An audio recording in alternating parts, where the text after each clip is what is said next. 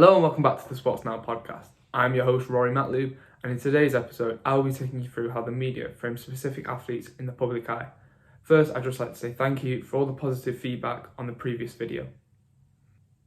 So to start off, let's define what agenda setting is.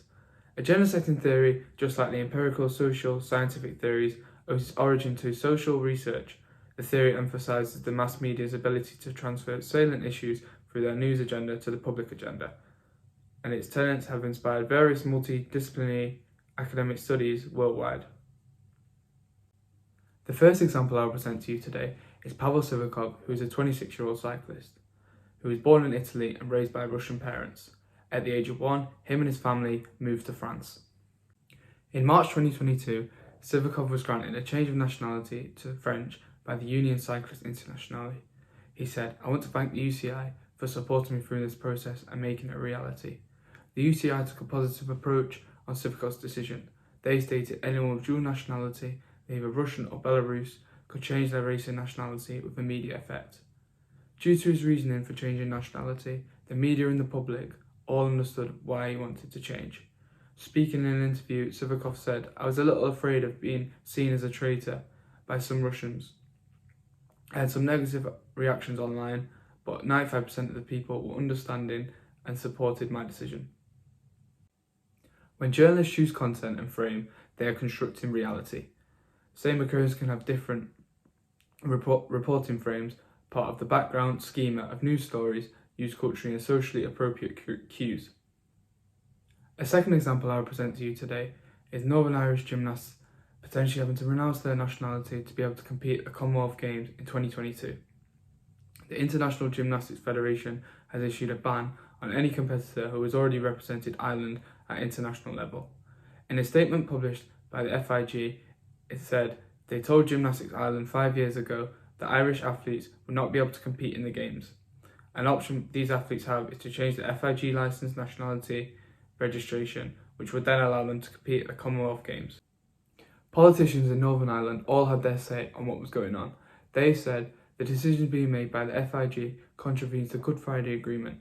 Eamon Montgomery, Ewan McAteer and gold medalist Rhys McLaughlin have all been ruled out of the competition. The Good Friday Agreement states that citizens of Northern Ireland should be free to choose whether they identify as British, Irish or both. A month after the trio would not be able to compete in the competition, the FIG overturned their decision after Northern Ireland's Communities Minister Deirdre Hargey met with the gymnastics global governing body, who then granted permission for the athletes to compete. The Belfast Telegraph reported this incident in a positive stance, saying it would have been a massive miscarriage of justice had the gymnasts not been able to compete at the Commonwealth Games. In terms of agenda setting, commonly 5 sports receive more airtime: gymnastics, athletics, swimming and diving.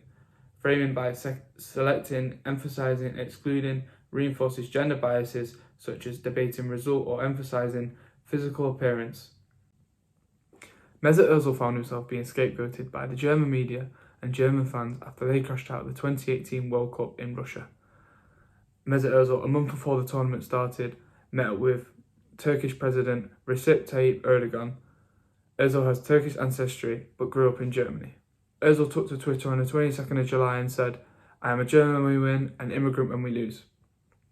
The midfielder wasn't shy to criticise the German president, Reinhard Grindel. He stated, "People with racially discriminative backgrounds should not be allowed to work in the largest football federation in the world that has players from dual heritage families." After retiring from international football, Ozil received constant online abuse and was also racially abused after the Sweden game at the World Cup. Kick It Out, an anti-discriminatory support group, intervened with the incident and were in support of Ozil, stating, "The racist treatment Ozil has had to face is disgraceful. Those who have made him consider international retirement should be ashamed of what they have done." High media coverage of the incident led to other professionals coming to the support of Ozil, including international teammates Julian Draxler, Jerome Boateng and club teammate at the time, Hector Bellerin. The Daily Mail framed Mesut Ozil in a positive way. Their headline of their story stated, "Mesut Ozil's retirement is the tragic end to a glorious career." One of Germany's finest ever midfielders went from a symbol of interrogation to a figure of toxic public debate. The newspaper labelled him as the talismanic figure of a golden generation for Germany. Within the many definitions of framing, we find both theoretical and empirical contributions.